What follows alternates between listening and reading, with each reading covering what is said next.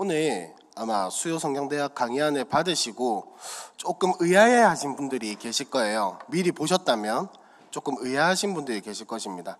왜냐면 제가 여태까지 수요성경대학 주제를 이제 잘못 사용한 성경이라는 주제를 가지고 계속해서 진행을 해왔었는데, 갑자기 난데없이 오늘 성경 강의안 1페이지는 뭐냐면 고신 역사, 고신이라는 교단이 어떻게 형성되었고 어떤 역사를 가지고 있는가에 대해서 지금 이야기를 한번 해보려고 하는데, 왜 갑자기 이 이야기를 하냐 하면, 저희가 이번 주부터 70일 새벽 기도회를 시작을 했잖아요. 근데 이게 뭐 아시는 분들은 잘 아시겠지만 70일 새벽 기도가 이제 교단에서, 우리 고신 교단에서 전체적으로 시행을 하고 있습니다. 그 이유는 뭐냐면 올해가 고신 교단이 설립된 지 70주년이 되었기 때문입니다. 그래서 70일 새벽 기도를 저희 교회도 동참을 하고 많은 분들께서 지금 새벽 기도를 작정하고 하고 계신데, 이참에 우리 고신 교단이 어떻게 형성되었고 어떤 의미를 가지고 또 어떤 정신을 가지고 이렇게 흘러오게 되었는가, 70년 동안 어떻게 이 고신 교단이 그 역사를 가지고 있었는가에 대해서 나눠봤으면 좋겠다라는 간절한 부탁이 들어와서 오늘 잠깐 이제 고신교단의 이 역사와 뭐 전체적인 70년의 역사는 다루지는 못하고요, 어떻게 생겨나게 되었는지, 그 배경에 무슨 의미가 있었고, 고신이라고 하면 떠오르는 말들이 몇 개가 있잖아요. 그런 것들이 어떻게 생겨나게 되었는지에 대해서 잠깐 한번 이야기를 해보려고 합니다. 이제 고신교단의 역사 2페이지를 보시면 신앙의 정통과 생활의 순결이라는 말을 제가 기록해 놓았습니다. 혹시 이 말이 무엇인지 아시는 분은 제가 보기엔 이 자리에서 3명만 아는 것 같아요. 뭐냐면 고려신학대학원의 그겁니다. 교훈이라고 해야 하나? 그겁니다. 신앙의 정통과 생활의 순결입니다. 이게 무슨 말이냐면 신앙의 전통이 아닙니다. 정통입니다. 바를 정자를 써서 신앙의 바른 맥을 이어오고 생활의 순결, 삶 가운데서 거룩한 하나님의 백성으로서의 삶을 살아내는, 그게 바로 신앙의 정통과 생활의 순결이 가지고 있는 1차적인 의미라고 할 수 있습니다. 그래서 이 고신교단이 어떻게 설립되었는가, 우리의 뿌리가 무엇인가에 대해서 잠깐 살펴보기 전에 이 말을 기억하셨으면 좋겠습니다. 이게 단순히 어떤 대학원생들의 어떤 그런 모토가 되는 것뿐만 아니라 우리가 고신교단에 있다면 마땅히 알아야 할 한 말 중에 하나라고 생각을 합니다. 그래서 신앙의 정통과 생활의 순결이라는 이 모토를 기억을 하시고 오늘 이제 고신교단이 어떻게 형성되었는가를 살펴보면 조금 이해가 잘 되실 거예요. 자, 처음을 한번 보겠습니다. 처음에는 일단 신사참배 반대 운동을 절대 빼놓을 수가 없습니다. 절대 빼놓을 수가 없습니다. 신사참배가 무엇인지 아시는 분들이 대부분이실 거예요. 그런데 조금만 더 자세하게 한번 살펴보겠습니다. 신사참배는 뭐냐면 일본 전통의 종교 관습입니다. 무슨 말이냐면 어떤 기독교나 불교나 이런 어떤 큰 종교, 그러니까 세계적으로 퍼져 있는 종교가 아니라 일본 자체 내에서 생겨나서 일본인들이 국가적으로 따르는 어떤 그런 미신, 우상이라는 거죠. 우리나라로 치면 뭐가 있을까요? 장승 같은 것들, 솥대 같은 것들, 그러니까 우리나라 전통 무속, 무당 이런 것들이 일본으로 치면은 신도라고 할 수 있습니다. 근데 이 신도에서 그 자기네들이 믿는 신에게 절을 하는 것이 신사 가서 참배를 하는 것입니다. 이게 바로 신사 참배라는 거죠. 근데 이게 일본에서는 어떻게 사용을 하냐면 이것이 마치 국가적인 의례인 것처럼, 그러니까 우리나라에서 국기에 대한 경례 하듯이 이 사람들은 신사 참배를 한다라고 생각을 하는 거죠. 근데 사실상 따지고 보면은 그들이 믿는 다신교회, 다신에 대한 참배, 절하는 것이 신사 참배라고 할 수 있겠습니다. 쉬운 개념으로는 그렇고요. 어쨌든 이것을 이제 우리나라 일제강점기 때 처음부터 강요를 한 것은 아닙니다. 초기부터 너희는 무조건, 조선인들은 무조건 신사 참배를 해야 한다, 너희도 다 신도를 믿어야 한다 라고 강요를 한 것은 아닙니다. 그런데 이제 일본이 하다 보니까 우리나라가 생각보다 말을 잘 안 듣잖아요. 그래서 이제 무엇을 하는지 혹시 아시나요? 식민화 정책을 사용을 하거든요. 근데 이 식민화 정책이 점점 더 강화됨에 따라서 신사참배가 강요가 된 거거든요. 그래서 1931년 이때쯤부터 신사참배가 강요가 되기 시작했습니다. 무슨 말이냐면 조선인들도 모두 신사참배를 해야 한다. 믿든 안 믿든 상관없이 이것은 국가에 대한 의례이기 때문에 반드시 행해야 한다라는 차원에서, 그런 개념에서 지금 계속 강요를 하고 있는 겁니다. 그래서 이 신사참배가 강요가 되니까 숭실학교, 지금 현재 숭실대학교, 그게 기독교 선교사님들이 세우신 학교거든요. 이제 그 학교를 중심으로 해서 신사참배를 점점 더 거부하기 시작했습니다. 그러니까 일본인 입장에서는 얼마나 이 숭실학교가 꼴사납겠습니까? 그러니까 이제 너희는 신사참배를 할 거냐, 안 할 거면 폐교해라, 이렇게 나오는 거죠. 그래서 기독교 학교들은 이제 이 신사참배가 아닌 다른 방식으로 내가 충성심을 보이겠다, 어쨌든 살아야 하니까 내가 그럼 신사참배는 내 도저히 못하겠다, 그러면 다른 방법으로 내가 일본에 대한 충성심을 보이겠다. 우리는 너희들 뭐 반기를 들려고 신사참배를 거부하는 게 아니다. 우리는 종교적인 이유 때문에 신사참배를 거부하는 것이니 너희에 대한 충성심을 다른 것으로 보이겠다라고 청원을 했죠. 근데 당연히 거부를 했겠죠. 거부를 했으니까 이런 일들이 일어나고 있는 거겠죠. 그래서 이에 대한 일본의 입장은 신사참배는 종교적 의식이 아니라 애국 의식이라는 겁니다. 그렇기 때문에 종교적인 거리낌을 전혀 느낄 필요가 없다라는 것이 일본의 입장이었죠. 그러나 이 신사참배를 당하는 사람들은, 기독교인들의 입장은 어떻습니까? 이건 명명백백히 우상숭배인데 어떻게 이것을 타협을 할 수 있겠습니까? 이제 이렇게 해서 거부를 하죠. 근데 다른 종교들의 입장은 조금 달랐어요. 불교는 적극적으로 협조했고요. 천주교는 이제 로마 교황청의 교서를 받았어요. 이것을 어떻게 해야 하냐? 지리가 로마로 들어갔겠죠. 그래서 이제 답이 내려온 게 뭐냐면 국가의식이라는 그 일본의 견해를 받아들였습니다. 그렇기 때문에 로마 교황청에서 결정된 것이기 때문에 우리 한국에 있는, 조선에 있는 천주교는 당연히 그 결정에 따랐고요. 그리고 감리교, 장로교 말고 감리교에서는 일본에 굴복하여 타협했고요. 장로교만 이제 이 신사참배가 종교적 의식이라는 확실한 그 의식과 목적을 가지고 반대하기 시작했습니다. 그래서 이제 일본이 본격적으로 장로교에 대해서 탄압을 하게 되는데 한 38년쯤부터 7년 정도 지난 후에부터 본격적으로 시작을 했어요.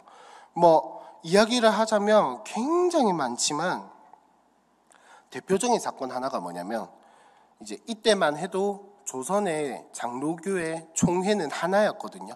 지금은 장로교라는 이름을 가지고 뭐 고신, 통합, 합동 이런 것들이 되게 많은데 이때까지만 해도 장로교의 총회는 하나였습니다.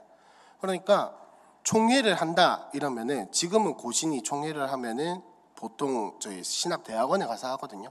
근데 이때는 교회를 빌려서 했었는데 서문박교회라는 곳에서, 평양입니다. 서문박교회라는 곳에서 총회를 했었는데 여기에 일본 경찰이 참석을 합니다. 참석을 해서 무엇을 감시하냐면 이 총회가 신사참배를 동의를 하는가 안 하는가, 이것을 감시를 하려고. 그래서 결정이 어떻게 내려지는가에 따라서 이들을 탄압을 할지 말지 결정을 하기 위해서 경찰들이 그 자리에 앉기 시작하는 거죠.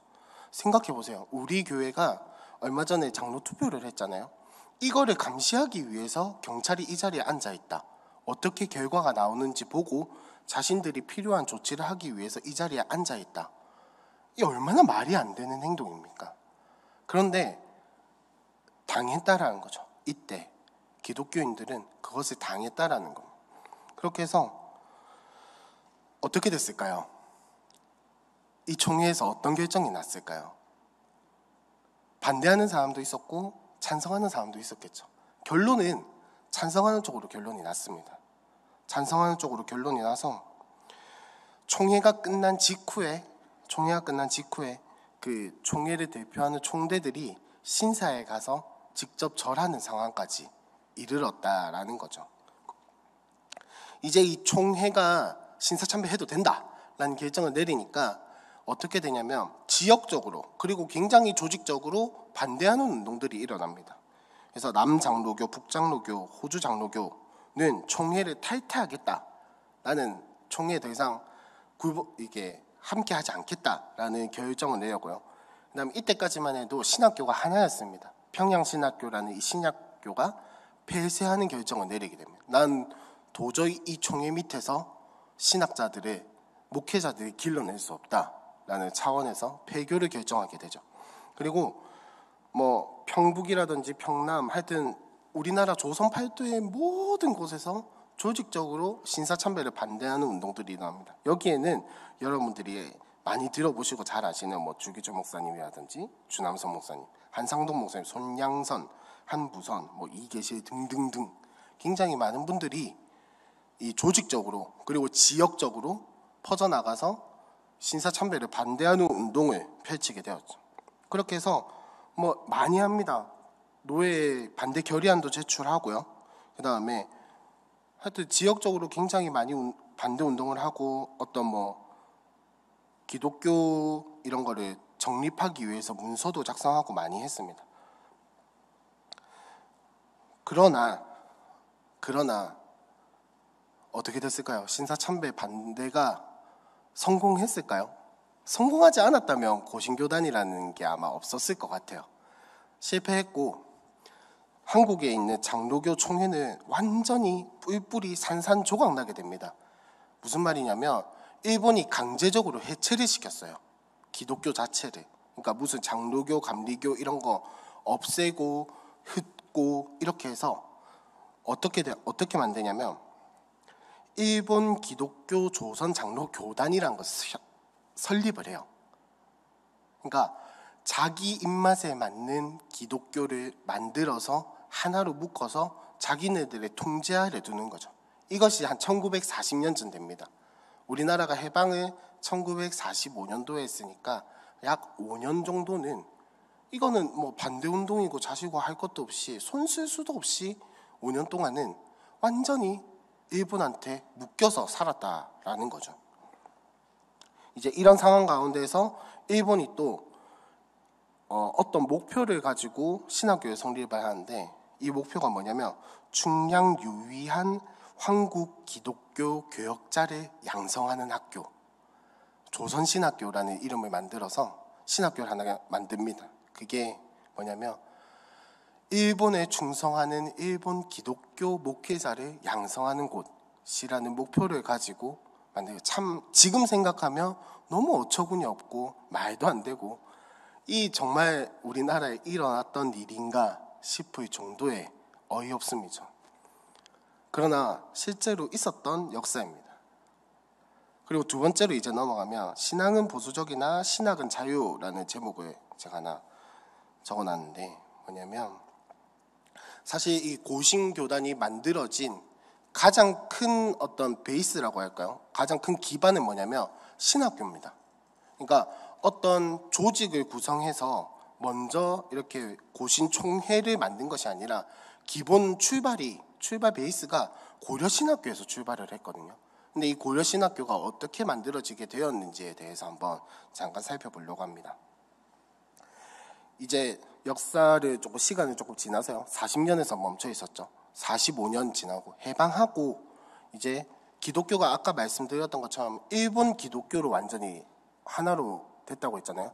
일본에게서 해방되고 나서 기독교는 다시 우리 한국 장로교를, 한국의 기독교를 정말 말씀 위에 선 기독교를 설립을 하자 이래서 교회 재건 운동이 막 일어나게 됩니다. 근데 아까도 말씀드렸던 것처럼 조선 신학교라는 게 있었어요. 이제 목회자를 키워내려면 신학교가 있어야 하니까 신학교를 필요로는 하는데 조선 신학교라는 게 있었는데 거기에 목표가 뭐였습니까? 일본 기독교를 따르는 일본 교역자, 그러니까 일본 입맛에 맞는 목회자를 양성하는 곳이라고 했습니다. 근데 아무리 해방이 되었다 한들 우리가 역사를 통해서 잘 알고 있는 것처럼 친일파는 여전히 남아있죠. 조선신학교도 마찬가지였습니다. 총회도 마찬가지였지만 어쨌든 조선신학교에도 일본 친일파들과 이런 사람들이 남아있었기 때문에 완전히 이 교회 재건운동의 어떤 취지에 맞는 목회자를 양성하기에는 조금 힘들었다라는 거죠. 그래서 1946년 5월에 이제 주남선, 한상동, 박윤선, 정말 기라성 같은 분들이죠. 이분들이 신학교 설립 기성회를 조직을 했어요. 그래서 박윤선의 강사로 해서 진해 신학 강좌를 개설을 해서 6주간 강의를 했었습니다. 63명 정도가 있었다고 하고요. 이 신학 강좌는 단순히 성경 공부의 차원을 넘어서서, 그러니까 우리 뭐라 해야죠, 10대 버스에서나 이런 데서 하는 방학 기간이나 이럴 때 특별 강의 이런 거를 넘어서서 해방 후에 이제 교회를 재건하고자 하는 의미를 가지고 있었고요. 한국 교회를 향해서 이제 우리는 개혁주의 교회를 설립을 하겠다라고 하는 어떤 선언이라고 할 수 있을 것 같습니다. 즉 그냥 단순히 성경 공부하기 위해서 모인 게 아니라 교회를 재건하기 위해서 모였고 교회를 바르게 세우기 위해서 모였다라는 거죠. 그래서 46년 7월에 개최된 경남노회 47회 임시노회에서는 쉽게 말하면 그 총회 말고 노회 중 한 노회가 이제 이 신학교를 설립하는 거에 우리가 전적으로 지원을 하겠다. 그러니까 목사님들 몇 명만 모여서 신학교를 설립을 하는 것이 아니라 이제 노회가 직접 신학교를 설립을 하는 것을 도와주겠다라고 결정을 하게 됩니다. 그래서 이제 이것을 평양신학교, 그러니까 이전에 조선신학교 이전에 정말로 그 나라를 위해서 그리고 교회를 위해서 헌신하고자 하는 목회자를 양성하던 그 평양신학교의 그 결을 우리가 계승을 하겠다라고 선언을 한 것이나 마찬가지죠. 조금 더 자세하게는 나중에 다루도록 하겠고요. 어쨌든 이렇게 해서 어찌저찌 해서 학교가 설립이 되게 됩니다. 이때 교장을 박형용 박사라는 사람을 섭외를 하려고 했거든요. 근데 이 사람이 어떤 사람이냐면 우리나라 최초의 신학자라고 말할 수 있겠습니다. 그러니까 우리나라에서 처음으로 어떤 조직 신학적인 저술을 하고 신학을 제대로 배워온 사람이라고 할 수 있겠는데, 이 사람 이런 사람을 섭외를 해야 고려신학교가 평양신학교의 전통을 따르는 그 정통에 따르고 그것을 그 정신과 의미를 계승하는 학교다라는 어떤 정당성과 역사성과 이런 걸 부여를 할 수 있겠죠. 그렇기 때문에 이 박형용이라는 사람을 섭외를 해서 교장으로 세워서 학교를 개설하고자 했는데 이 사람이 해외에 있었어요. 그래가지고 데리고 오지를 못해가지고 어쨌든 세우긴 세워야겠는데 이 사람을 교장으로 세우기로 했고 약속도 했는데 어떻게 안 되겠다. 빨리 설립을 해야겠다. 이래서 박윤선 박사를 교장 대리로 세워서 어쨌든 어떻게 고려신학교를 개설하게 됩니다. 이 고려신학교의 설립 이념을 하나 말씀을 드리면 신사참배 거부로 폐쇄된 평양신학교를 복구, 개건하여 정통신앙을 파수하며 생활의 순결을 지켜 진리를 위하여 생명을 바칠 수 있는 참된 교역자를 양성한다. 아까 말씀드렸던 신앙의 정통과 생활의 순결, 이때부터 이어져 내려오던 겁니다. 즉 조선신학교는 이때 당시에만 해도 이미 신의 사상이 물들어 있었고 더 나아가서 김재준이라는 어떤 사람 때문에 자유주의 신학이 완전히 팽배해 있었어요. 그래서 이 사람이 특별히 문제가 있었던 게 뭐냐면 성경의 무오성이라든지, 그러니까 성경이 무오하다, 오점이 없다, 틀린 것이 하나도 없다라는 그 사상과 성경에 일어났던 일들이 이거는 실제로 일어났던 일들이 아니라 어떤 설화라든지 이야기에 불과하다라는 사상을 우리나라에 처음 들고 온 사람이거든요. 근데 이 사람이 조선신학교에서 강의를 하고 있었고 이런 신학들을 퍼뜨려 나가고 있었습니다. 그러니까 이 조선신학교가 추록성도라고 하죠. 이 보수신앙 그리고 개혁신앙을 지키고자 하는 사람들에게는 이거는 말이 안 되는 사상이다라는 거죠. 그래서 이제 신학교를 설립을 하기 이르는 거고요. 그래서 이제 여기서 우리는 평양신학교, 그냥 이전에 그 신학교다운 신학교의 모습을 복구하고 다시 세워서 정통 신앙을 파수하고 생활의 순결을 지켜 진리를 위하여 생명을 바칠 수 있는 참된 교육자를 양성하겠다라는 목표를 가지고 이제 고려신학교가 설립이 되게 됩니다. 이래저래 해서 이제 신학교가 결국은 2개가 설립이 된 거거든요. 우리나라에. 그렇다면 총회, 그러니까 이 우리나라 장로교 총회에서 고려신학교를 인정을 했을까요? 안 했을까요? 인정을 안 했으니까 분리가 됐겠죠. 인정을 안 했어요. 이거의 결정적인 사건이 무엇이었냐면 조선신학교에서 공부를 하던 약 한 40명에서 50명 정도의 신학생들이 우리는 도저히 조선신학교에서 신학을 못하겠다, 공부를 못하겠다, 우리는 고려신학교로 내려가겠다 라고 하고 내려온 사건이 발생을 합니다. 그리고 이 사람들이 지금으로 치면 강도사 고시쯤 되거든요. 강도사 고시를 치려고 하니까 총회에서 인정을 안 해준 거예요. 너희는 정식 신학교를 나온 게 아니야. 그러니까 너희는 목회자로 양성받지 못한 사람들이야 라고 반발을 하고, 그렇게 해서 너희는 우리가 줄 수 없다, 다시 조선신학교에 들어와서 공부를 하든지 해라 결정을 하는 사건이 발생하게 됩니다. 이때 아까 말씀드렸던 이 김재준이라는 사람이 고려신학교 사람들이 막 공격을 하거든요. 당신은 자유주의 신학이다, 바른 신학이 아니다, 하나님의 말씀을 왜곡하고 잘못 이야기하고 있다 라고 공격을 하니까 뭐라고 대답을 했냐면, 나는 신앙에서는 믿음 생활에 있어서는 보수적인 사람이고 신학에 있어서는, 학문에 있어서는 자유주의적인 사람이다 라고 이야기를 하죠. 사실 이 강의안 보고, 이 제목을 보고 누가 저보고 그랬습니다. 거짓말하지 마라고. 이런 사람이 어떻게 존재할 수 있냐고.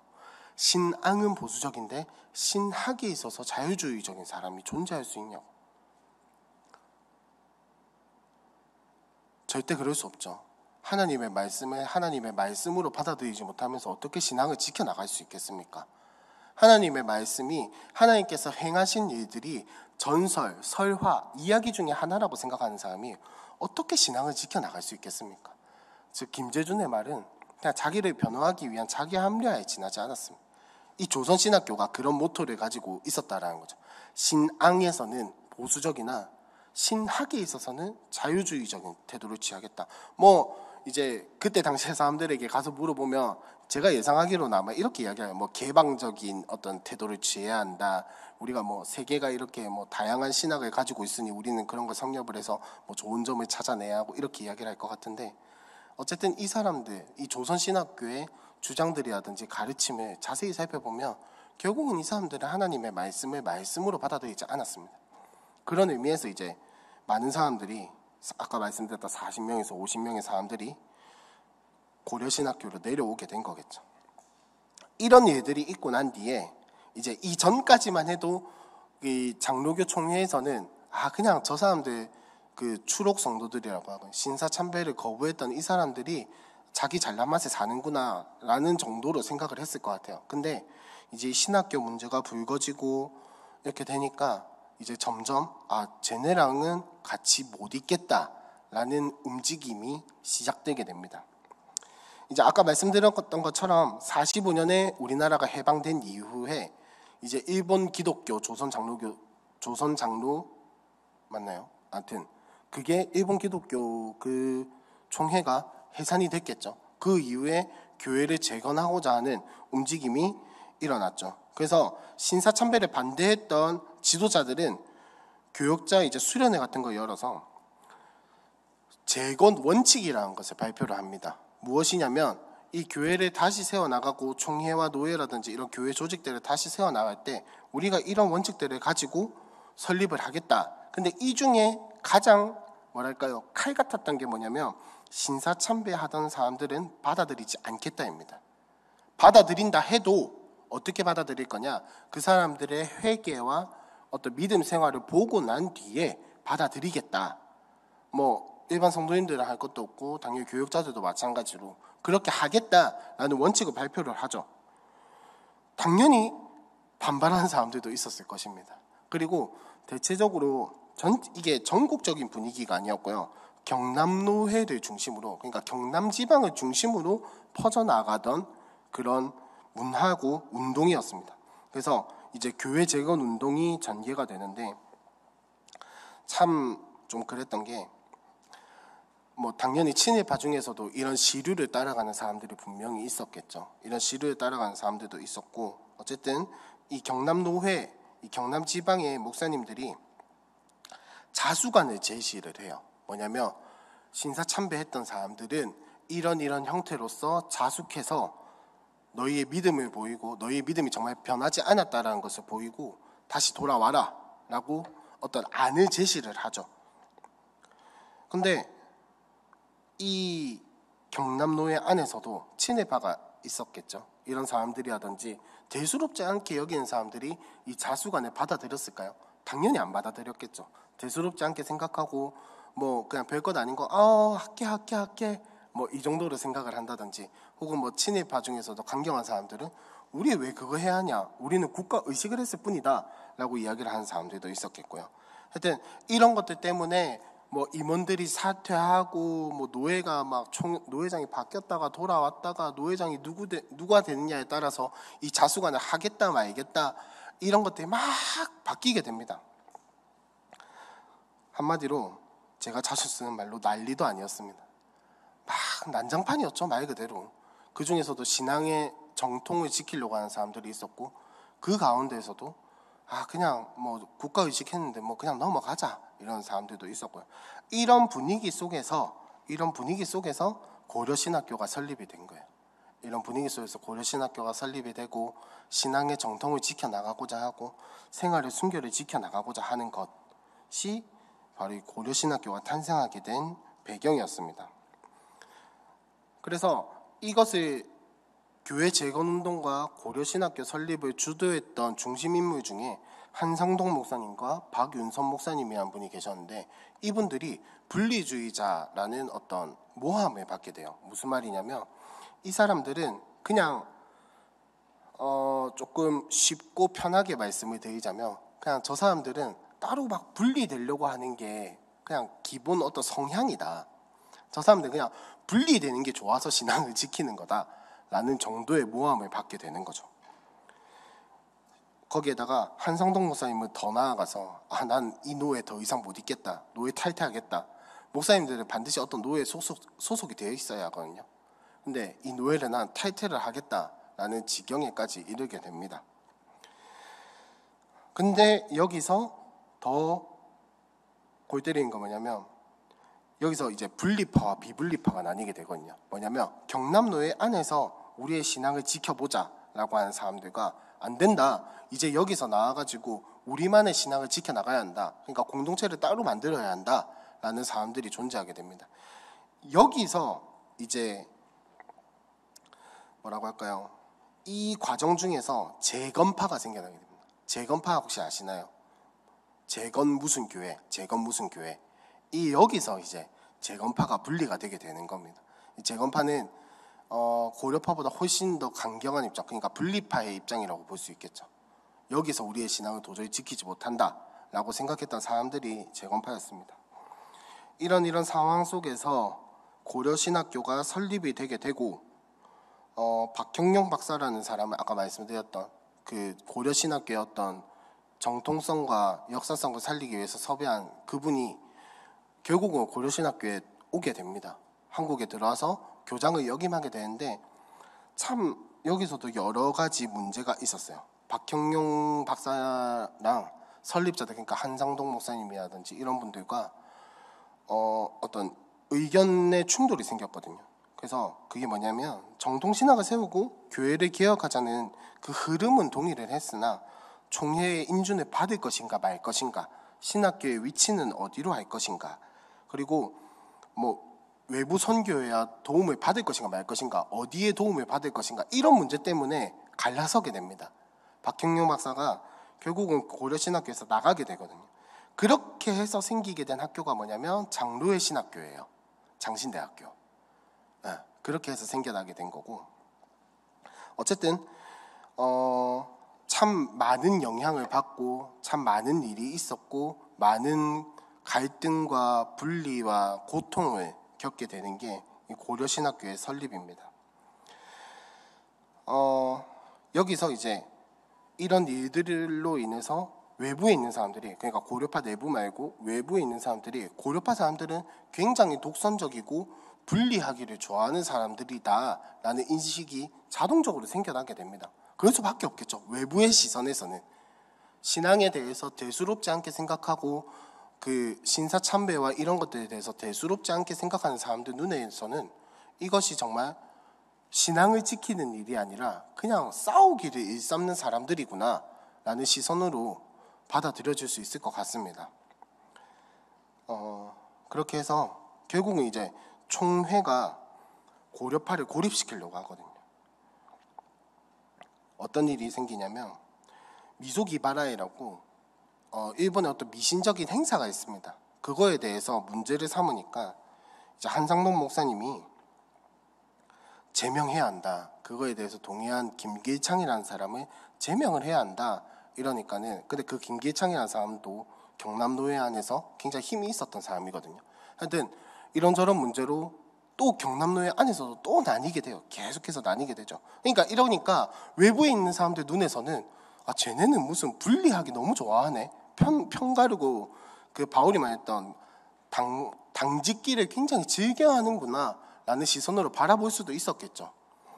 어쨌든 그렇게 해서 총회는 고려파를 어떻게든 해체를 하려고 고려파 내부에다가 무슨 위원회를 조직을 해서 넣어가지고 해체를 하려고 하고 이런 시도를 많이 했는데 고려파 사람들은 결국 어떤 결정을 내렸냐면 우리가 총회 내에 남아있으면 이들을 섬기고 우리의 신앙을 지켜나갈 수 있는 것이 아니라 결국은 분열만이 생기겠구나. 그렇게 해서 따로 나와서 총회를 조직하게 되고 그것이 발전을 해서 결국은 지금에 이르게 된 거죠. 이것이 고신총회가 설립되게 된 어떤 역사라고 할 수가 있고 배경이고 역사입니다. 그래서 이게 언제냐면 1952년입니다.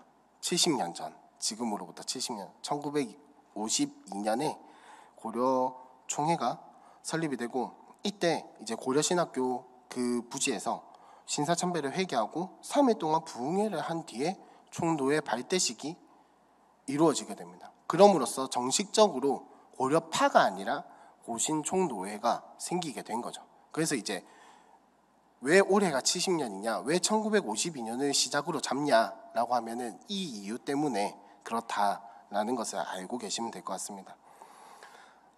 근데 지금까지의 역사를 보면은 경남노회, 그러니까 경남지방을 중심으로 고신이 설립이 됐잖아요.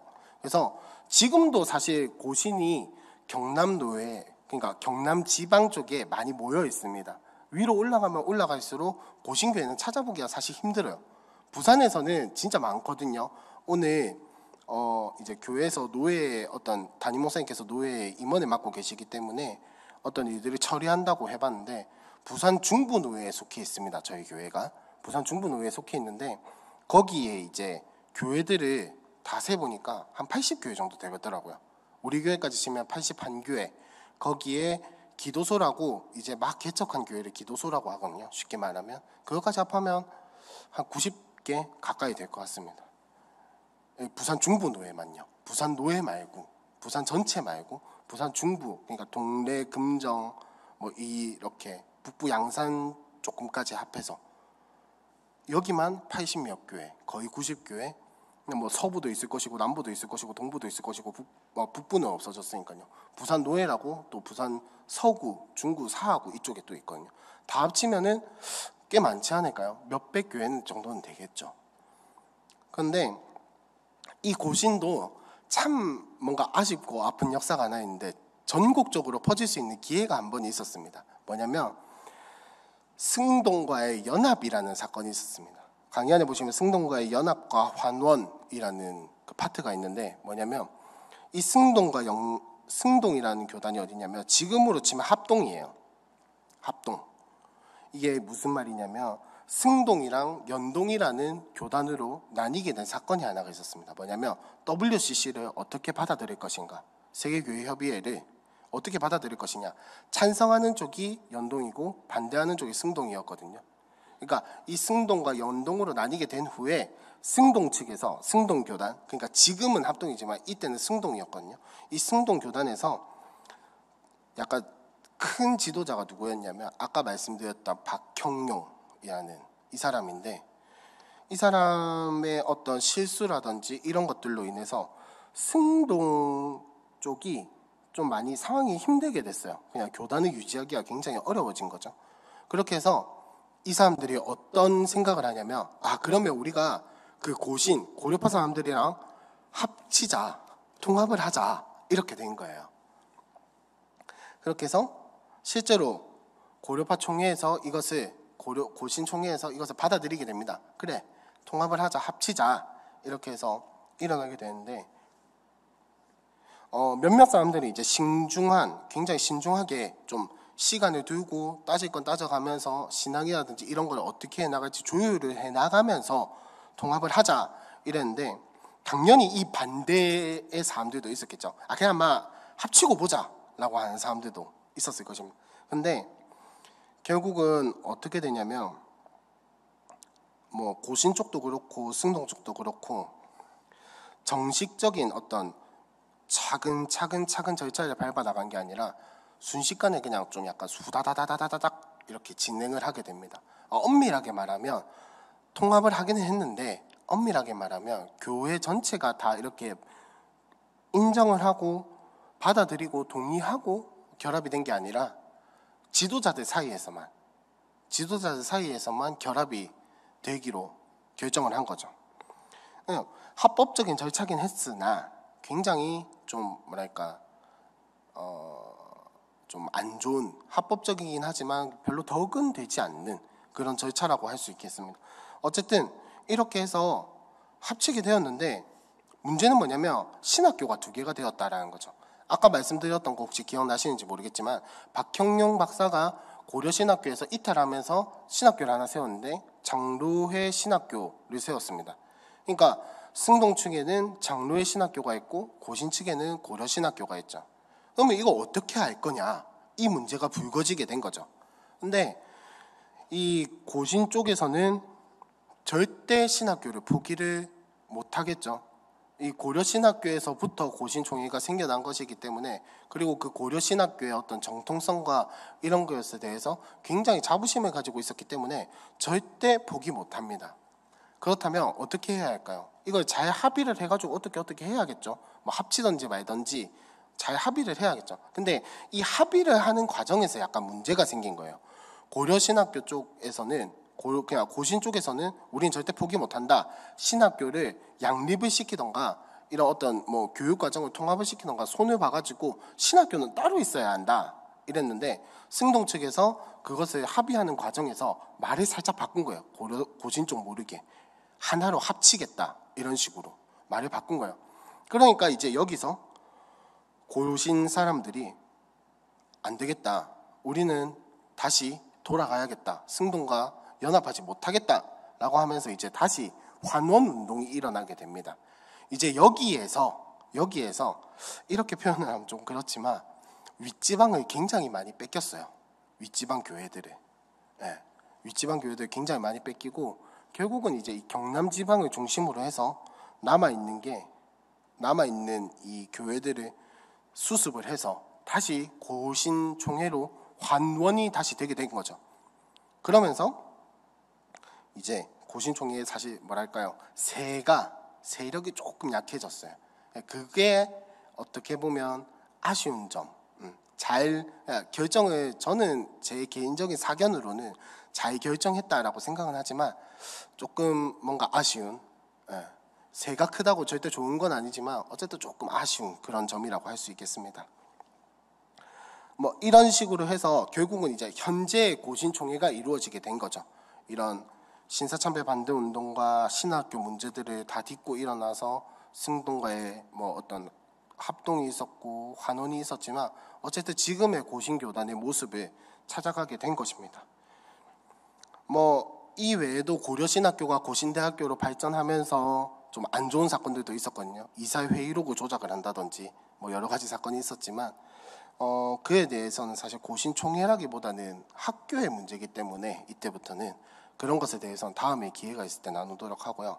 이제 고신교단의 의의와 정신을 하고 고신의 역사 파트는 마치도록 하겠는데, 고신교단의 가장 큰 의의는 뭐냐면 회개운동이라고 할 수 있겠습니다. 뭐냐면 신사참배를 할 수도 있었겠죠. 그 상황에서 당장 목숨이 왔다 갔다 하는데 한 번쯤은 이러면서 눈 감고 딱 할 수도 있었겠죠. 근데 거기에서 그냥 그래 그럴 수도 있지라고 하고 그냥 편하게 넘어간 것이 아니라 고신 사람들은 그것도 하나님 앞에서 범죄한 것이기 때문에 우리는 반드시 회개하고 하나님 앞에 자숙하는 기간을 가져야 한다. 사람들뿐만 아니라 하나님께서 우리를 보고 계시기 때문에 우리는 하나님 앞에서 우리의 모습을 가다듬고 우리의 신앙을 정죄해야 할 필요가 있다라고 주장을 했던 그 고신의 모습을 우리는 지금도 기억을 해야 하고 그렇게 살아가야 할 것입니다. 그리고 두 번째로 코람데오입니다. 이거는 말 안 해도 잘 아시죠? 하나님 앞에서 저희 대학교뿐만 아니라 대학원에도 가보면 진짜 엄청 커다란 돌덩어리에 하나님 앞에서라고 떡하니 적혀 있습니다. 하나님 앞에서라는 이 사상을 가지고 살아갈 때 정말 우리의 참 신앙을 지킬 수 있다. 우리의 바른 신앙의 모습을 가져갈 수 있다라는 게 우리 고신교단의 의의라고 할 수 있겠습니다. 그리고 세 번째로 이거는 SFC를 했던 사람들이라면 하신 분들이라면 잘 아실 텐데 개혁주의 교회 건설이죠. 하나님 중심, 성경 중심, 교회 중심의 개혁주의 교회를 건설하는 것을 목표로 삼고 있습니다. 근데 이 개혁주의 교회라는 것은 단순히 어떤 신학 사상을 이야기를 하는 게 아닙니다. 개혁주의 교회, 그러니까 고신에서 말하는 개혁주의 교회라는 것은 뭐냐면 전통을 지켜가는 교회도 아니고요. 전통을 지키는 것이 아니라 정통, 신앙의 정통을 지켜가면서 날마다 우리의 모습을 개혁하고 쇄신하고 새롭게 바꿔나가는 것. 그러니까 그 새롭게 바꿔나간다라는 것은 이전에 나의 모습에서 안주하고 나의 죄성이라든지 어떤 나의 잘못된 모습에서 나는 사람이니까 어쩔 수 없어 라는 것이 아니라 날마다 하나님의 말씀으로 우리의 마음밭을 개간하고 개경해 나가는 그런 모습을 말하는 것이 고신에서 말하는 개혁주의 교회입니다. 그렇다면 우리는 개혁주의 성도가 되어야겠죠. 날마다 우리의 삶 속에서 개혁을 경험하고 개혁을 하기 위해서 몸부림치는 성도의 모습을 가지는 것이 바로 개혁주의 교회의 건설을 목표로 한다는 겁니다. 그런데 지금까지의 역사를 보면은 물론 사람이기 때문에 잘못을 할 수도 있고 실수를 할 수도 있고 싸울 수도 있고 하죠. 근데 이 고신교단의 부정적인 면에 대해서 잠깐 이야기를 하고 넘어가려고 합니다. 사실 이거 말하는 게 조금 무섭긴 한데요. 어쨌든 부정적인 면은 있으니까 짚고 넘어가야 할 거는 첫 번째로 좀 지나치게 보수주의적인 경향이 있다라는 거죠. 아까 말씀드렸던 것처럼 개혁주의 교회 건설이 목표입니다. 그 말은 뭐냐면 보수적인, 그러니까 신앙의 정통을 지켜나가는 것이 이전에 했던 것들을 그대로 막 이것만이 정답이야 라고 하는 것이 아니라 날마다 우리가 말씀 앞에서 깨어지는 것을 개혁주의 교회 건설이라고 이야기를 말씀을 드렸잖아요. 그런데 이런 것에 좀 의미를 계속해서 까먹는 거죠. 신앙의 정통을 지켜나가는 것이 아니라 신앙의 전통을 지켜나가는. 그래서 지나친 보수주의 경향, 안주와 수구라는 거죠. 옛날 것이 좋다. 옛날에 우리가 하던 그 방식과 신앙의 모습과 신앙의 삶들이 가장 좋은 것이다 라고 생각을 하고 끝까지 쥐고 간다는 거죠. 그것이 고신의 안 좋은 점이라고 할 수 있겠습니다. 그리고 두 번째로 율법주의적인 경향이 있다라는 것입니다. 이거는 사실 누구나 다 인정하는 그런 건데요. 예를 하나 들자면 옛날에 고신에서 어떤 사건이 있었냐면 아까 이야기할 때 자주 나왔던 사람인데 박윤선 목사님이라는 분이 있습니다. 근데 저는 이분을 굉장히 좋아하거든요. 그리고 이분이 굉장히 존경스러운 게 뭐냐면 한국인 최초로 혼자서 성경 전체 주석을 쓰신 분입니다. 그러니까 굉장한 학자라는 거죠. 똑똑하기도 하고 그 다음에 주석을 쓴다라는 것이 결코 머리만 좋아서 될 일이 아니더라고요. 말씀에 대해서 내가 얼마나 말씀을 상고하고 묵상해야지, 그렇게 해야지 나오는 것이 주석인데 이분은 그걸 썼다라는 거죠. 혼자서 성경 66권을 전부 다. 대단한 사람인데 이분을 고신에서 떠나보내게 된 결정적인 사건이 하나 있었습니다. 뭐냐면 선교사님 한 분이 계셨어요. 선교사님 한 분이 계셨는데 이분이 이제 떠나게 된 날이, 그러니까 한국에서 출국하게 된 날이 주일이었습니다. 근데 이 주일날 어떻게 됐냐면 박윤선 목사님이 그 선교사님을 배웅하기 위해서 항구로 갔어요. 근데 어찌저찌 하다 보니까 주일에 택시를 타게 됐고 주일 예배를 그 항구에서 드리게 되었습니다.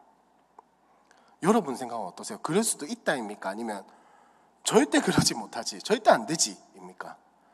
지금 특히나 우리 함께하는 교회 성도님들이라면 그럴 수도 있지, 상황이 여의치 않았으니까 그 사람이 그렇게 했겠지, 일부러 했겠냐 겠지만 옛날 고시는 절대 안 된다. 어디 주일에 택시를 타고 돈을 쓰냐, 어디 주일 성수를 그렇게 간단하게 예배드리고 전통적인 예배의 형식을 따르지 않고 주일 성수를 그렇게 하냐가 된 거죠. 그러니까 이것 때문에 뭐 덕이 되니 많이 하면서 싸우면서 이제 박윤선 목사님이 고신교단에 나가게 된 거거든요. 그러면서 세워진 교단이 합신입니다. 합신, 합동신학대학원 대학교.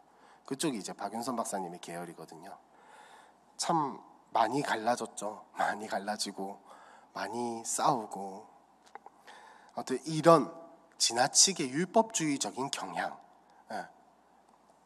그래서 이제 사실 고신교단에서 가장, 우리 교회는 그나마 나은 편이지만 가장 약점 중에 하나가 신학도 그렇고 교회 전체적인 분위기도 그렇고 성령에 대해서 너무 완고하다는 것. 성령님의 역사라든지 이런 것들에 대해서 너무 글자로만 생각을 한다는 것. 그래서 어떤 사람은 이렇게 표현하더라고요. 성령님을 단속한다, 이렇게 표현을 하더라고요. 성령님의 역사를 인정은 하지만 자기네들의 그 고신의 틀과 생각에 갇혀서 성령님을 인정하는 그런 모습이 지나치게 율법주의적인 경향이라고 할 수 있겠습니다.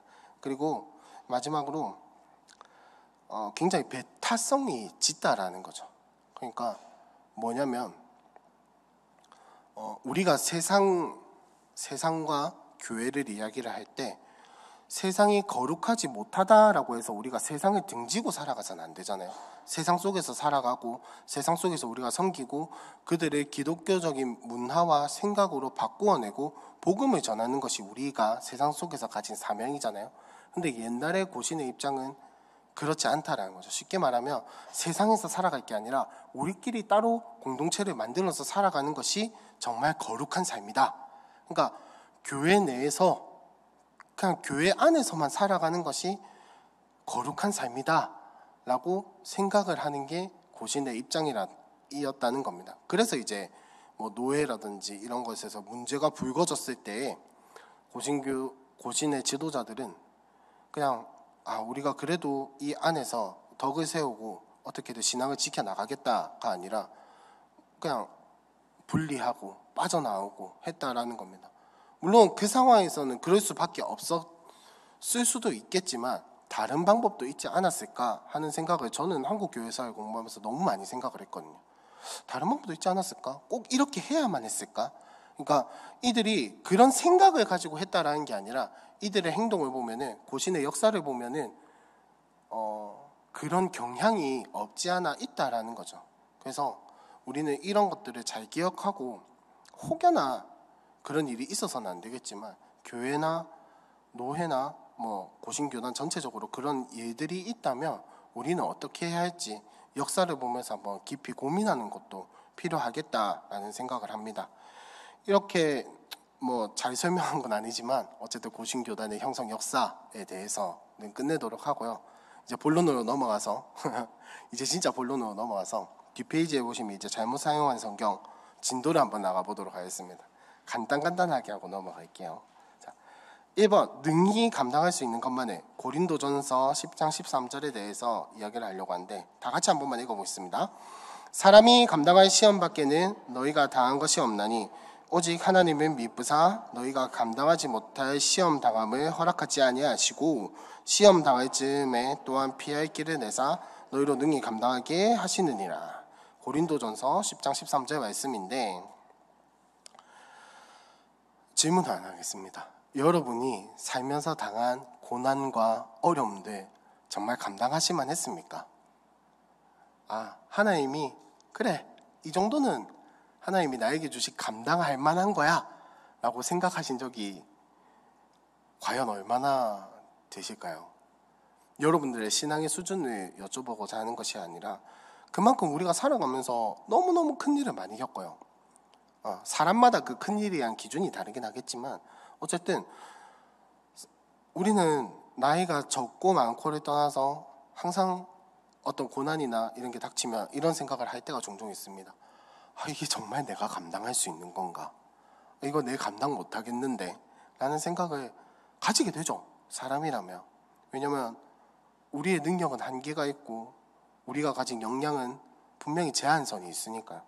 근데 이제 성경에서는 이렇게 이야기하죠.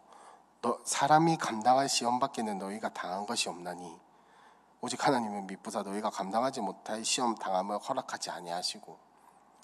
저는 이 말씀을 떠올릴 때 무슨 생각을 했었냐면 그러면 이건 하나님이 주신 시험이 아니고 내가 잘못해서 하나님께 벌 받는 거야, 이런 생각을 했었습니다. 그러니까 하나님이 나에게 주신 시험이 아니라 그냥 나의 잘못과 나의 죄 때문에 응당받아야 할 어떤 그런 고통과 고난이라고 생각했던 적이 있습니다. 그러면 왜 사도 바울은 고린도 교회 사람들에게 이런 말을 했을까요? 사도 바울도 보면은 이거는 내가 감당할 고난이 아니야 라고 생각을 했던 적이 있었던 것 같습니다. 고린도후서 1장 8절과 9절을 보면 형제들아 우리가 아시아에서 당한 환난을 너희가 모르기를 원하지 아니하노니 힘에 겹도록 심한 고난을 당하여 살 소망까지 끊어지고 우리는 우리 자신이 사형 선고를 받은 줄 알았으니 이는 우리로 자기를 의지하지 말고 오직 죽은 자를 다시 살리시는 하나님만 의지하게 하심이라. 이 바울의 표현을 보면 힘에 겹도록 심한 고난을 당했다라고 이야기를 해요. 살 소망까지 끊어졌대요. 살 소망이 끊어질 정도면은 이건 내가 당할 만한 고난이야, 나 이거 감당할 수 있어 라고 생각하는 지경을 훨씬 더 뛰어넘었겠죠. 이제는 소망이 없다, 살아날 수가 없겠다 라는 생각을 가졌고 사형 선고를 받은 줄 알았다라고 이야기를 합니다. 이제 나에게 더 이상 소망은 없구나, 이제 이 고난을 이겨낼 방법은 없구나, 이렇게 생각했을 때 사형 선고를 받았다라고 표현을 하지 않겠습니까? 근데 하나님께서 그런 일을 주신 이유가 뭔지 바울이 고백한 걸 들어보면 우리로 자기를 의지하지 말고 오직 죽은 자를 다시 살리시는 하나님만 의지하게 하심이라 라고 고백을 합니다. 즉 시험과 고난을 당할 때 하나님께서 의도하신 건 뭐냐면 네가 감당할 만한 거야 라는 생각을 가지는 게 아니라 그 시험과 고난을 통해서 나는 정말 능력이 없고 할 수 있는 것이 없고 나는 아무것도 아니구나, 오직 하나님만이 내 소망이고 예수 그리스도만이 내 능력이시구나, 이것을 알게 하기 위해서 그 심한 고난과 고통을 하나님께서 주신 것이다 라고 지금 바울이 고백하고 있는 겁니다. 그렇다면 이제 이 고린도전서 10장 13절에서 하는 말은 도대체 뭘까요? 왜 이런 말을 했을까요? 히브리서 2장 18절을 보면 그가 시험을 받아 고난을 당하셨은즉 시험받는 자들을 능히 도우실 수 있느니라 라고 이야기를 합니다. 여기서 말하는 그는 예수님이거든요. 근데 이 예수님이 시험을 받아서 고난을 당하셨은즉 시험받는 자들을 능히 도우실 수 있느니라, 여기서 말하는 시험과 고린도전서 10장 13절에서 말하는 시험은 한글뿐만 아니라 여러 가지 면에서 같은 단어입니다. 영어도 그렇고 원어도 그렇고 같은 단어입니다. 근데 이게 다른 성경 어디서 또 쓰였냐면 마귀가 예수님을 시험할 때, 유혹할 때 쓰였던 단어와 같은 단어입니다. 즉 여기서 말하는 시험은 뭐냐면 정확하게 말하면 단순히 우리가 고난받고 고통받는 것이 아니라 유혹의 개념이라고 생각을 해야 한다라는 거죠. 우리가 유혹을 받을 때 하나님께서는 우리를 지키시고 보호하셔서 우리가 그것을 감당할 수 있을 정도의 유혹만 받게 하신다라는 거죠. 그러니까 고난과 어떤 고통의 문제가 아니라 우리가 받는 유혹의 문제에 있어서는 하나님께서 우리가 감당할 수 있는 것만을 허락하신다라는 거죠. 단적인 예로 욥을 보자면 우리가 만약에 욥 같은 고난을 당하면 여러분은 신앙을 지킬 수 있을 것이라고 생각을 하시나요? 저는 못 지킬 것 같거든요. 아직 자녀는 없지만 저에게 그런 일들이 일어난다면 저는 솔직히 잘 모르겠습니다. 신앙을 지킬 수 있을지 없을지. 그러나 욥은 뭐 좋은 면도 있었고 나쁜 면도 있었지만 어쨌든 신앙을 지켜나갔고, 그 다음에 바울과 같은 고난, 예수님의 제자들 같은 고난의 형태는 다 다르지만 어쨌든 그 사람들이 감당할 수 없는 그런 일들에서도 하나님을 의지하게 했습니다. 그런데 유혹의 문제에 있어서는 그 누구도, 성경의 그 누구도 이 유혹은 내가 감당할 수 없습니다, 하나님 나를 구원하소서 라고 고백하는 게 단 한 가지도 없다라는 것을 기억하셨으면 좋겠습니다. 고난과 고통의 문제에 있어서는 하나님, 난 살 소망이 끊어졌습니다, 나는 힘듭니다, 할 수 없습니다 라는 고백이 성경에 정말 많잖아요. 그런데 유혹의 문제에 있어서는 하나님, 난 이 유혹을 버텨낼 재간이 없습니다, 나는 그런 믿음을 가지지 못했습니다 라고 고백하는 구절이, 그리고 그런 사람들이 하나도 없다라는 거죠. 즉 이 말은 뭐냐면 하나님께서 유혹의 문제에 있어서만큼은 반드시 우리가 감당할 수 있는 것만을 주신다라는 거죠. 근데 그것마저도 우리는 넘어질 수 있으니 예수님이 우리를 도와주신다라고 말하는 것이 히브리서 2장 18절의 내용입니다. 우리가 감당할 수 있는 것이긴 하나 그럼에도 불구하고 우리는 넘어지고 깨어질 것이기 때문에 그것을 예수님이 도와주신다. 왜냐하면 예수님도 유혹을 당하셨고 그러나 이겨내셨고, 그것이 우리의 소망이 되고 그 소망이 되신 예수님께서 우리를 도와주신다, 우리 곁에서 우리 안에서 도와주신다라고 말하는 것입니다. 그래서 이 유혹을 이길 힘은 어디서 나오냐면 우리의 능력에서도 나오겠지만 우리가 반드시 기억해야 할 것은 우리의 능력에서만 나오는 것이 아니라 우리가 이길 힘은 예수님과 말씀에서 나온다라는 사실을 기억을 하셨으면 좋겠습니다. 우리가 성령의 검이라고 이야기를 하잖아요. 이제는 많이 들으셔서 잘 아시겠지만 성령의 전신갑주 중에 공격할 수 있는 것은 단 하나, 말씀의 검밖에 없죠. 그래서 이 말씀을 우리가 기억할 때 우리에게 오는 유혹이라든지 이런 것들을 우리가 이겨낼 수 있습니다. 그래서 우리가 작년 말에 성경 암송대회를 했었고 교회 전체적으로 39절을 암송하자 이렇게 했었잖아요. 거의 한 반년에 걸쳐서 해왔었는데, 이 암송을 하는 이유가 그런 것에 있어서죠. 우리의 유혹이라든지 우리의 문제 앞에 부딪혔을 때 딱 당하면은 말씀이 생각나시는 분들이 많으시겠죠. 여기는 저는 아니거든요. 저는 암송을 별로 잘 못해서 말씀보다는 사실 잔머리가 더 빨리 굴러가는데, 이 유혹의 문제라든지 이런 것들에 있어서 우리가 말씀을 먼저 기억하고 말씀으로 대적을 하려고 하는 것이 아니라 우리 자신의 힘으로 하려고 한다면 분명히 넘어집니다. 저는 그것을 너무너무 많이 경험하고 있고요. 그러나 그 말씀을 우리가 의지하면서 살아갈 때 버텨나갈 수 있는 힘이 있고, 그 유혹에 정면으로 맞서고 막 이렇게 치고 이기지 못한다 하더라도 그 유혹을 버텨낼 수 있는 힘이 생긴다라는 거죠. 그리고 마침내는 우리의 소망 되신 예수님께서 우리의 도움이 되셔서 그 유혹을 이겨낼 수 있는 그런 경험이 우리의 삶에 있었으면 좋겠습니다. 이제 두 번째로 넘어가서 아이에게 가르치라입니다. 잠언 22장 6절인데 다 같이 한번 읽어보겠습니다. 마땅히 행할 길을 아이에게 가르치라, 그리하면 늙어도 그것을 떠나지 아니하리라입니다. 자, 그래서 제가 첫 번째 질문을 이렇게 해놨습니다. 기다리고 기다리면 돌아온다.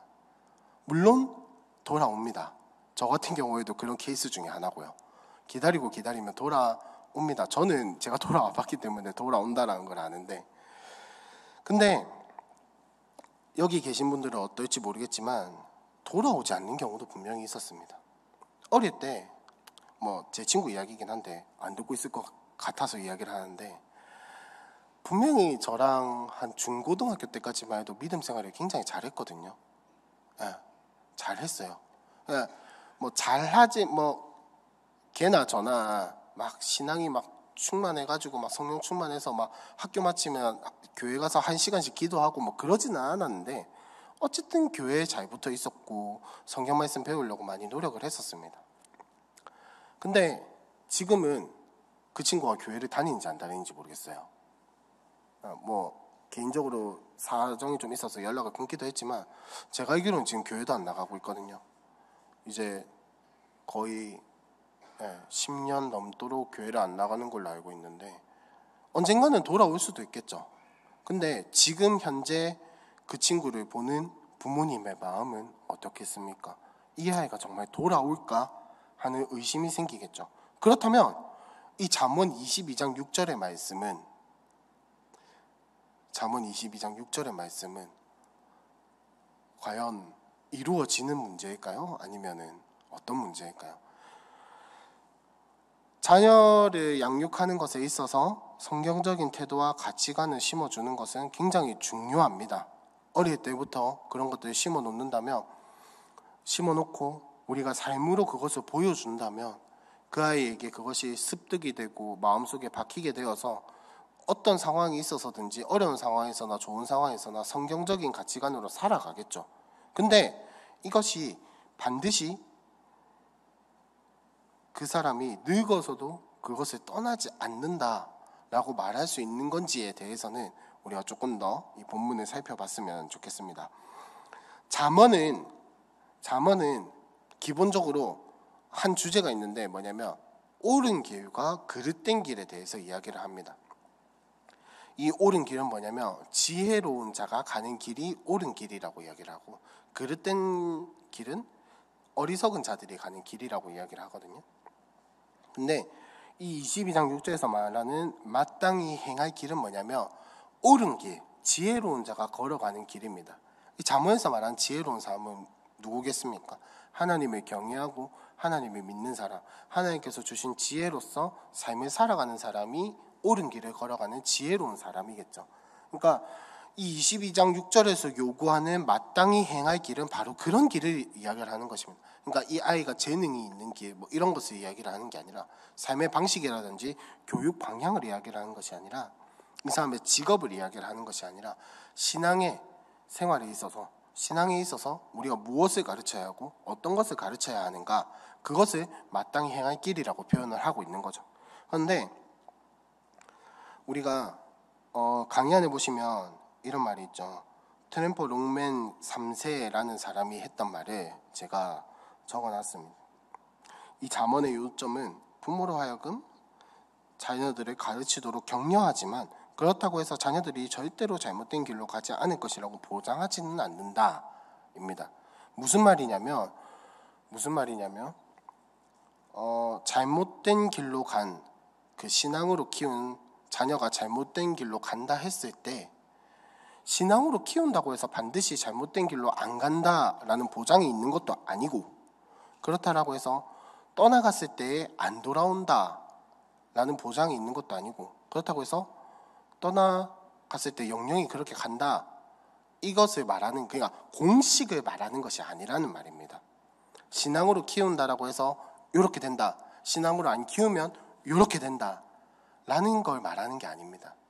우리 실제로 이제 여기 계신 많은 분들이 경험을 하시고 보셨고 이야기를 들으셨겠지만, 신앙으로 크지 않은 사람들, 어릴 때는 신앙을 거부하던 사람들이 나중에는 신앙으로 돌아오는 경우도 생기고요. 네. 제 케이스네요. 신앙을 거부하던 사람이 신앙으로 돌아오는 케이스. 네. 그러니까 공식이 아니라는 겁니다. 1 더하기 1은 2다, 이런 공식이 아니라는 점이죠. 잠언은, 우리가 잠언을 볼 때 많이 착각하는 것 중에 하나가 뭐냐면 이것이 반드시 이루어질 거야, 공식처럼 될 거다 라고 생각을 한다는 점입니다. 근데 잠언은 가이드라인일 뿐이라는 점을 기억을 하셨으면 좋겠습니다. 그러니까 하나님께서 약속으로 반드시 이것이 이루어지게 하겠다라는 그 개념으로 주신 게 아니라 이렇게 살아가는 것이 하나님 나라의 원리고 하나님께서 원하시는 방향이다 라고 알려준다는 것이죠. 근데 이것이 왜 우리의 삶에 그대로 일어나지 못하냐, 하나님의 능력이 부족해서이냐, 그것이 아니라 받아들이는 우리의 자기중심성에 문제가 있다는 거죠. 사실 이 22장 6절만 해도 딱 봤을 때 그래, 지금 내 아이가, 내 자녀가, 혹은 뭐 내 마음으로 낳은 자녀가 신앙에서 떠나 있는데 반드시 돌아올 거야, 아멘, 이렇게 생각을 하는 것도 어쩌면은 하나님의 의도에서 벗어난 걸 수도 있다. 1 더하기 1은 2다. 이런 공식처럼 생각하는 것도 하나님께서 이 말씀을 우리에게 주시고자 했었던 그 본뜻은 아닐 수도 있다라는 거죠. 즉 우리는 이 하나님의 약속을 보고 하나님의 말씀을 보고 하나님 나라의 원리를 본다 하더라도 정말 하나님께서 의도하신 뜻대로 받아들이는 것보다는 내가 원하는 대로, 내가 생각하는 대로, 내가 필요한 대로 받아들이는 경우가 훨씬 더 많기 때문에 이것이 가이드라인일 뿐이다. 그냥 원리고 어떤 공식이 아니다. 하나님께서 이것을 반드시 이루겠다라고 말씀하신 것이 아니다라는 사실을 기억을 해야 한다라는 거죠. 자, 이제 어려운 이야기는 넘어가서 마지막 내가 모든 것을 할 수 있느니라. 빌립보서 4장 13절이죠. 내게 능력 주시는 자 안에서 내가 모든 것을 할 수 있느니라입니다. 이거는 사실 제가 더 이상 말씀드리지 않아도 너무나도 잘 아시는 구절이죠. 이것만 딱 놓고 봤을 때에는 내가 예수님 안에서 모든 것을 할 수 있다라고 생각하게 되는 너무나도 기쁜 구절입니다. 그래서 실제로 이런 어떤 사람들은 이런 예를 들더라고요. 그러니까 예수님을 믿는 두 사람이 운동 경기를 하는데 보통 운동 경기하면 분명히 이긴 사람도 있고 지는 사람도 있잖아요. 결정적인 순간에 똑같이 빌립보서 4장 13절을 생각했다라고 합니다. 근데 스포츠 경기가 의례 그렇듯 승자는 정해져 있고 패자도 정해져 있죠. 그러면 이긴 사람은 이 말씀이 이루어진 거고 진 사람은 이 말씀이 안 이루어진 거잖아요. 이게 말이 되는 걸까요? 무슨 말이냐면 이 내게 능력 주신 자 안에서 내가 모든 것을 할 수 있느니라 이 말씀을 우리가 그냥 내게 능력을 주시는 하나님, 내가 예수님께 구하면, 내가 하나님께 구하면 하나님께서는 나에게 능력을 주시고 무엇인가를 해낼 수 있는, 무엇인가를 성공해낼 수 있는 그런 힘을 나에게 주실 거야 라고 생각해야 할 구절이 아니라는 말이죠. 이 말은 뭐냐면 앞뒤 구절을 잘 살펴봐야 합니다.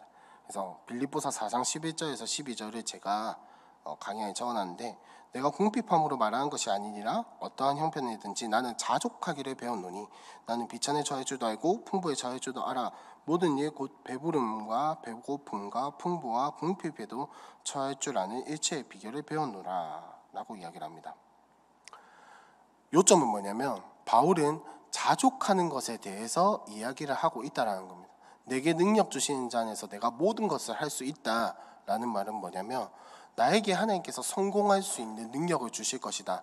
내가 뭔가를 이루어낼 수 있는 능력을 주실 것이다. 이런 개념에서 이야기를 한 것이 아니라 나는 어떤 상황에서든지 하나님의 뜻대로 살아갈 수 있도록 하나님께서 나에게 능력을 주실 것이다. 그 말을 이야기를 하고 있는 겁니다. 나는 어떠한 상황에서든지 믿음을 저버리지 않을 수 있는 어떤 그런 비결을 배웠다라고 이야기를 하는 게 지금 바울이 말하는 나는 내게 능력 주신 자 안에서 내가 모든 것을 할 수 있다라는 말의 의미입니다. 물론 우리는 우리의 필요와 하나님이 채우시는 방법에 대해서 너무 많이 걱정을 하죠. 걱정을 안 할 수는 없을 것 같습니다. 우리가 미래를 알 수 있는 힘이 있는 것도 아니고 뭐 그렇다라고 해서 미래가 정해진 대로 흘러가는 것도 아니고 참 내일 그리고 심지어는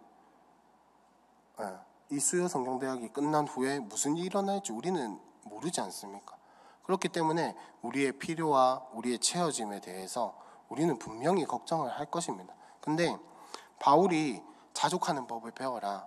그리스도 안에서 너는 자족할 수 있다라고 이야기를 하는 그 이야기는 뭐냐면 고민하는 것이 나쁘다. 고민하는 것이 잘못됐다. 고민하지 마라. 이런 뜻이 아니라 고민과 염려는 할 수 있으나 그것보다 더 크신 하나님의 약속과 하나님의 말씀을 붙들고 믿음 안에서 살아가라입니다. 이게 참 말은 이렇게 해서 그렇지 쉬운 일이 아니잖아요. 저 같은 경우만 해도 올해 12월에 전세 계약이 만료가 되는데 벌써부터 걱정이 돼요. 아직 한 10달 이렇게 남았는데 이거 집주인이 재계약을 해줄란가, 만약에 재계약을 안 해주면 어디로 가야 하나, 집을 어떻게 구해야 하나, 하여튼 걱정이 많습니다. 근데 웃긴 건 아직 10달이나 남았다라는 거예요. 10달이나 남았는데 벌써부터 이런 걱정을 하고 있습니다. 저는 미래를 모르니까요.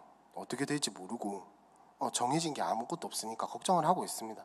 그러나 바울이 말하는 건 뭐냐면 네가 그러한 걱정을 할 수도 있다. 그러나 그것보다 더 크신 하나님의 계획과 말씀과 그 약속을 붙들고 살아가야 한다. 근데 바울은, 그리고 성경은 그 어디에서도 그게 쉬운 삶이라고 이야기를 하진 않아요. 어렵긴 하지만 우리가 그렇게 살아가야 한다라고 이야기를 하는 거죠. 절대 믿음으로 살아갔을 때, 우리가 성령 충만했을 때 그것이 너무나도 쉽게 평안하게 싹 이루어질 거다라고 이야기는 하지 않는다라는, 절대 쉬운 일은 아니라는 겁니다. 그러나 그럼에도 불구하고 우리는 그렇게 살아가야 한다라는 거죠. 왜냐하면 우리는 그렇게 살 힘을 공급받고 있기 때문입니다. 그래서 우리는 매 순간순간이 감사하고 기적이다라는 것을 늘 기억하고 그런 마음으로 살아가야 합니다. 그것을 이제 단적으로 보여주는 예가, 믿음 안에서 살아가는 것이 결코 쉽지는 않지만 그 믿음으로 걸어가는 삶이 매 순간이 기적이다라는 것을 단적으로 잘 보여주는 예가, 저는 베드로가 무리를 걸었던 사건이라고 생각을 합니다. 예수님에 대한 믿음이 있었기 때문에 베드로가 무리를 걸을 수 있었잖아요. 그 풍랑이 치는 와중에도.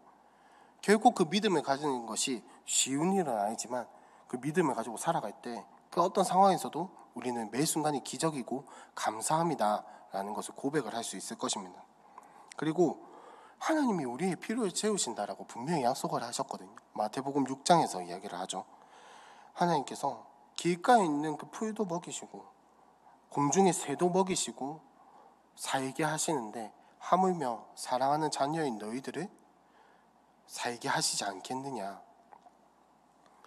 근데 이제 우리가 걱정을 하고 고민을 하는 건 뭐냐면 그 하나님의 필요를 채우심이 내 뜻대로 이루어질 것인가, 내 마음대로, 내가 원하는 아파트, 내가 원하는 차, 내가 원하는 음식, 내가 원하는 옷, 내가 원하는 연봉, 이런 것들로 채워줄 것인가, 내가 원하는 노후 자금, 연금, 이런 것들. 제가 아는 한 분이 청약을 넣었대요. 신혼부부인데 청약을 넣었는데 무려 레미안 아파트가 당첨이 됐다고 합니다. 분양가 7억. 분양가죠. 말이 7억이지. 애 이름은 아닌데 아무튼 7억이면은 그리고 거기다가 위치도 굉장히 좋았어요. 분명히 그거 딱 당첨되고 그 어떻게 중도금 해결하고 계약금 해결하고 했으면 분명히 막 4억, 5억은 분명히 뛸 만한 그런 아파트였거든요. 근데 하여튼 하나의 결격 사유로 인해서 취소를 하게 됐습니다. 청약됐던 걸. 위치랑 호수도 다 좋았어요. 근데 안타깝게도 취소를 하게 됐습니다. 근데 그분이 고백을 하시는 게 뭐냐면, 내가 처음에 취소할 때는 너무너무 아쉽더라. 안 아쉬운 사람이 어디 있겠습니까? 근데 너무너무 아쉬웠는데 지나고 나서 곰곰이 이제 아내와 나누고 생각을 하다 보니까 이것이 하나님께서 원하시는 방법이기 때문에 이렇게 행하셨다라는 생각이 들더라라고 이야기를 하셨습니다. 제가 이 이야기를 드린 이유는 뭐냐면 우리가 원하는 방법대로, 우리의 생각대로 하나님의 계획이 흘러가지는 않습니다. 흘러갈 수도 있겠지만 흘러가지는 않을 때도 많습니다. 그럴 때 우리는 자족하는 법을 배울 수 있냐라는 거죠. 자족하는 법을 사용할 수 있냐라는 거죠. 그래서 고린도후서 12장 9절과 10절에 보시면 나에게 이르시기를 내 은혜가 내게 족하도다. 이는 내 능력이 약한 데서 온전하여짐이라 하신지라. 그러므로 도리어 크게 기뻐함으로 나의 여러 약한 것들에 대하여 자랑하리니 이는 그리스도의 능력이 내게 머물게 하려 함이라. 그러므로 내가 그리스도를 위하여 약한 것들과 능력과 궁핍과 박해와 권고를 기뻐하노니 이는 내가 약한 그때에 강함이라. 라고 바울이 고백을 합니다. 자, 우리가 생각하기에 바울 정도 되는 선교사면, 바울 정도의 선교사면 우리의 마음은 어떻습니까? 재정적 지원이 빵빵해야 하고 몸 아픈 데도 없이 건강하게 선교해야 하고 그 정도는 돼야 하지 않을까요? 바울이 이룬 업적을 보면. 근데 바울의 생업은 무엇이었습니까? 천막 만드는 사람이었고, 그가 집이 있었습니까? 아니면 마차가 있었습니까? 심지어 하나님은 뭐 정확하게 밝혀진 바는 없지만 바울이 육체적인 어떤 문제를 가지고 있었을 것이다 라고 이야기를 하죠. 육체의 가시라고 표현을 했던 그런 육체적인 문제가 있었을 것이다 라고 이야기를 합니다. 바울이 이런 업적을 보면 그런 건 다 해결돼야 하지 않나요? 생업의 문제, 후원의 문제, 육체의 문제, 건강의 문제, 이런 것들 다 해결돼야 하지 않나요? 동력자들의 문제도 다 해결돼야 하지 않나요? 성품의 문제 다 해결돼야 하지 않나요? 그런데 하나님께서는 해결해 주시지 않죠. 그리고 바울이 이제 고백을 하는 건 뭐냐면 내가 약한 데서 강하여짐이라. 왜냐하면 하나님께서 나의 약함을 통해서 하나님의 강함과 하나님의 능력과 하나님의 계획을 보여주시기 때문이다 라고 이야기를 합니다. 그게 하나님의 계획이라고 이야기를 합니다. 그리고 그 계획을 겪고 있는 바울은 나는 이제 자족하기를 배웠다. 나는 이제 어떠한 상황에서든지 하나님께 감사할 수 있고 나는 믿음으로 살아가겠다 라고 고백을 합니다. 바울이 우리가 정말 이 성경이 하나님의 말씀임을 믿고 바울이 우리의 믿음의 본임을 믿고 바울이 말하는 것이 하나님께서 우리에게 하시고자 하는 그 말씀이라는 것을 믿을 때 그 말씀대로 우리가 살아가야겠다고 결단할 때 우리도 마찬가지로 이 바울의 고백을 삶에서 할 수 있어야 한다라는 말입니다. 절대 그것이 쉽지만은 않더라도 절대 그것이 단번에 이루어지지 않는다 할지라도 우리는 그렇게 살아가기 위해서 노력해야 하고 결단해야 하고 기도해야 하고 끊임없이 싸워 나가야 한다라는 점입니다. 그래서 우리의 삶에 이렇게 자족하는 그리고 우리가 훗날 마침내 나는 내게 능력 주시는 자 안에서 내가 모든 것을 할 수 있다라고 정말 진심으로 고백할 수 있는 모든 성도님들이 되시기를 소망합니다.